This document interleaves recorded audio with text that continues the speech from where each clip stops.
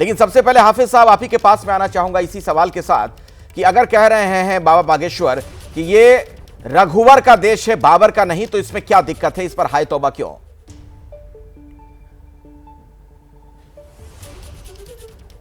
नहीं, किसने इस पर हाय तौबा किया?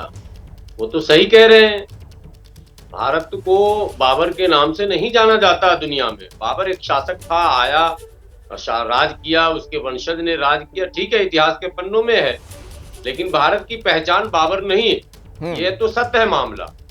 लेकिन ये भी सत्य है कि जितने बाबा हैं भाजपाई, वो हिंदू धर्म के तो है नहीं, वो तो भाजपा के माने एक तरह से कार्यकर्ता के रूप में काम करते हैं। वो चुनावी साल जहां भी होता है जिस राज्य में, वहां वो कैंप करते हैं और कैंप करके वो इस तरह का वातावरण बनाने की कोशिश करते हैं जिससे भारतीय जनता पार्टी को जाने अनजाने में राजनीतिक लाभ मिले। आखिर भाजपा के नेता ही क्यों इनका स्वागत करते हैं? बाकी दलों में क्या हिंदू खत्म हो गए हैं क्या बाकी दल के लोग राम भक्त नहीं है क्या? या उनकी आस्था कृष्ण भगवान पर नहीं है क्या?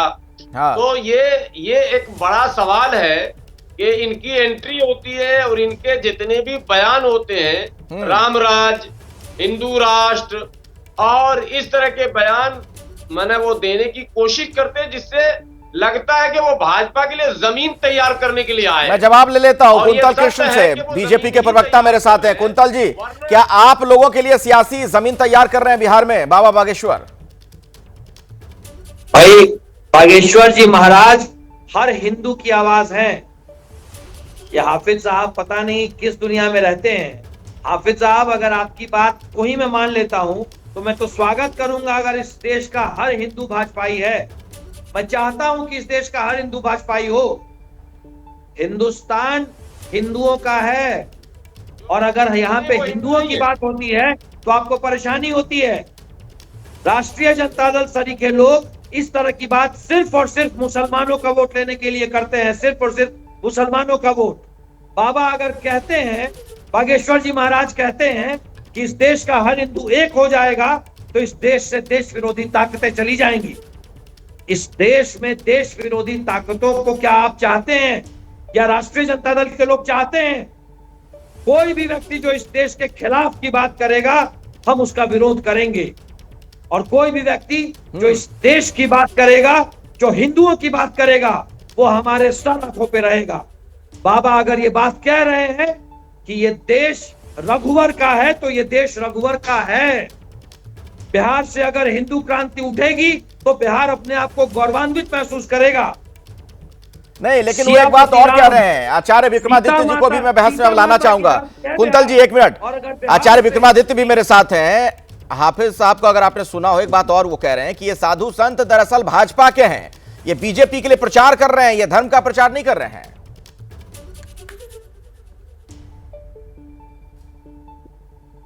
साधु संत भारत के लिए कार्य करते हैं, हिंदुस्तान के लिए कार्य करते हैं। लेकिन सरवर साहब जो है ना, अभी देखो इतनी बढ़िया बात बोल रहे थे और उसके अंदर बोलते बोलते इनको पलट मारने की आदत है। इन्होंने बोला बाबर जो है वो शासक था। अभी इनके सॉफ्ट कॉर्नर है बाबर, आक्रांता था, इस देश में विध्वंस किया, इस देश में संस्कृति को विध्वंस करने का कार्य किया और अभी भी इस शासक मान रहे हैं। इनके मुंह से एक शब्द नहीं निकलता है, कभी पलटी मारेंगे 1 सेकंड के अंदर। आक्रांता था भाई, बाबर आक्रांता था। राम राज्य के नाम पर आपको दिक्कत क्या होती है? राम राज्य की परिकल्पना तो महात्मा गांधी चाहते थे कि राम राज्य देश के अंदर स्थापित हो, राम राज्य के अंदर सबका सम्मान है। लेकिन यहाँ बैठे हुए लोग देश के हितैषी नहीं है, जो कौम के हितैषी है, केवल कौम के हितैषी, धर्म के भी नहीं, कौम, केवल कौम चाहिए, कौम के अलावा कुछ नहीं चाहिए। कौम ही कौम सब कुछ रहे और कौम ही राज करती रहे। अरे भाई, ये इस वक्त अलीगढ़ मुस्लिम यूनिवर्सिटी के अंदर होली खेलने की पाबंदी हो गई सर। होली खेलने की पाबंदी भाजपा में नहीं है, वो नहीं है क्या? भारत के अंदर होली खेलने में पेट में दर्द होने लगा, होली खेलने में पेट में दर्द होने लगा है। यानी हम अरब जाके होली खेले क्या? अरे भाई मैं बताओ, यहाँ बैठे हुए भाईचारे की बात करेंगे, हमारे आश्रम में जाकर कहेंगे ईद मना लेते हैं, ईद मना मिलन कर लो, लेकिन होली मिलन की बात कर ले तो इनका भाईचारा जो वास्तविक तौर पे सामने आ जाता है। इनकी निष्ठा बिल्कुल नहीं है भारत के प्रति, इनकी निष्ठा बिल्कुल पूरी ठीक तरह है, से जो है मैं आता हूं। काम के प्रति किया। गुलाम साहब अपनी बात रखिएगा, लेकिन वरुण पुरोहित जी भी मुझे अब नजर आने लगे हैं, राजनीतिक विश्लेषक के तौर पर हमारे साथ चर्चा में जुड़ गए हैं। वरुण जी, अभी थोड़ी देर पहले जो बातचीत यहां पर हो रही थी उसमें हमारे साथ गुलाम सरवर हैं, वो कह रहे हैं कि दरअसल ये जो साधु संत, ये जो बाबा बागेश्वर वहां पहुंचे हैं बिहार में, ये प्रचार करने के लिए पहुंचे हैं, बीजेपी का प्रचार करने के लिए। तो क्या धर्म की बात हो रही है वहां पर, अगर कथा वाचन हो रहा है तो ये बीजेपी का प्रचार है?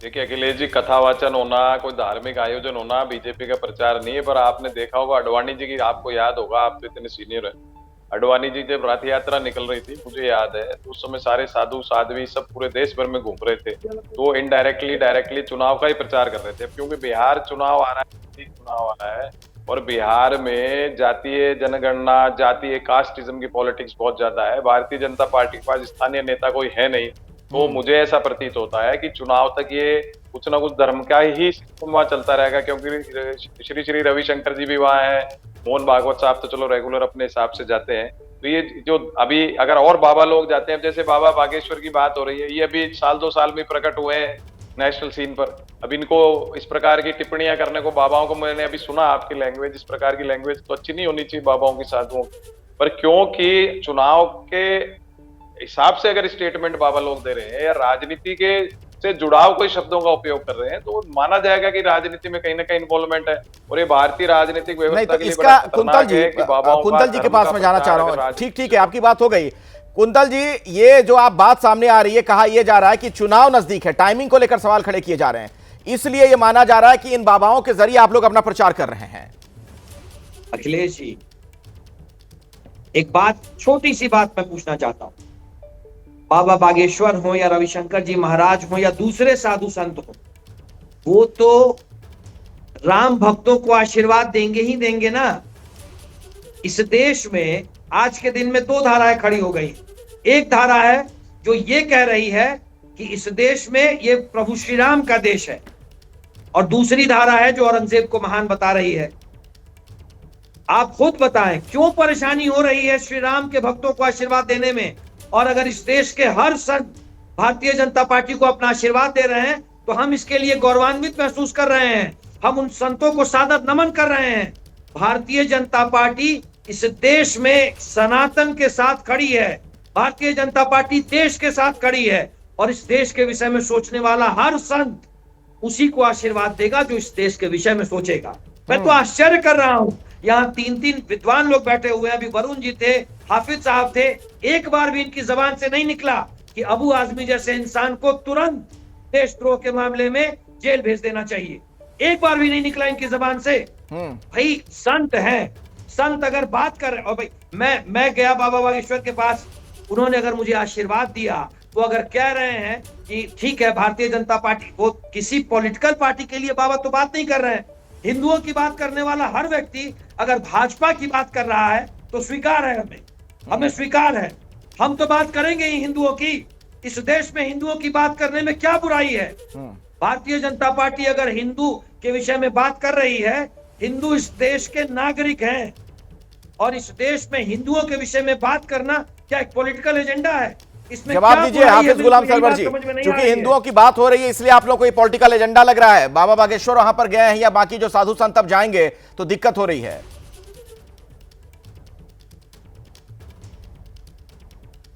देखिए अखिलेश जी, मुझे लगता है इस पूरे पैनल में आप सारे तो हिंदू ही हैं, आप भी हिंदू हैं। अभी हमारे भाजपा नेता ने भगवान राम जो मर्यादा पुरुषोत्तम है उनकी तुलना औरंगजेब से की।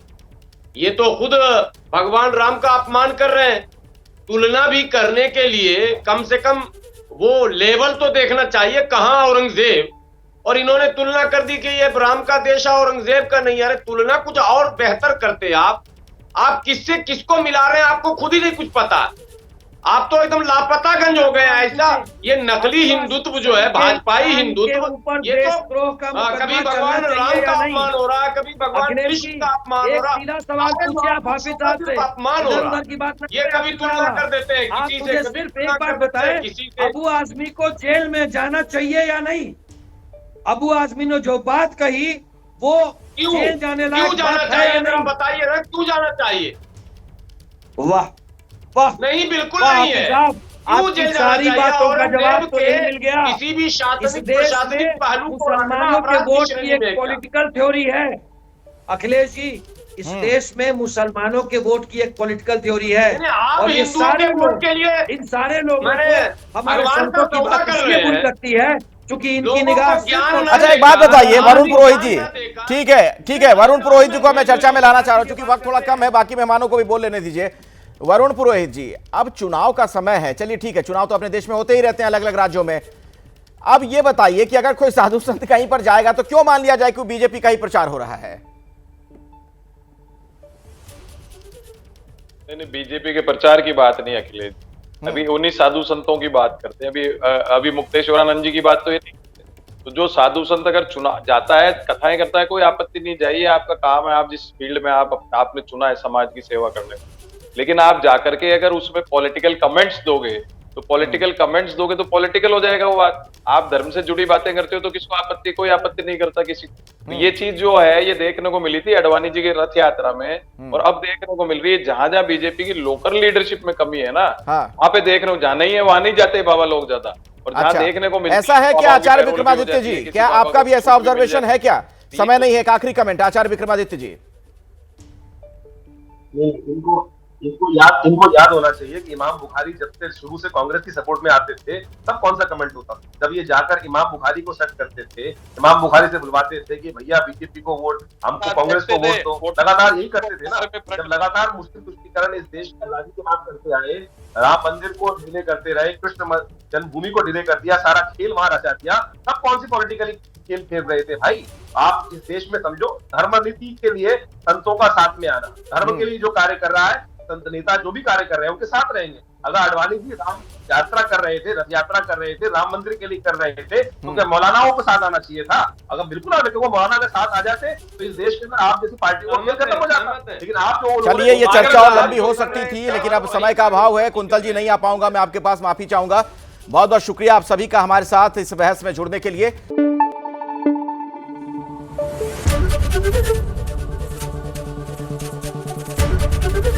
एबीपी न्यूज आपको रखे आगे।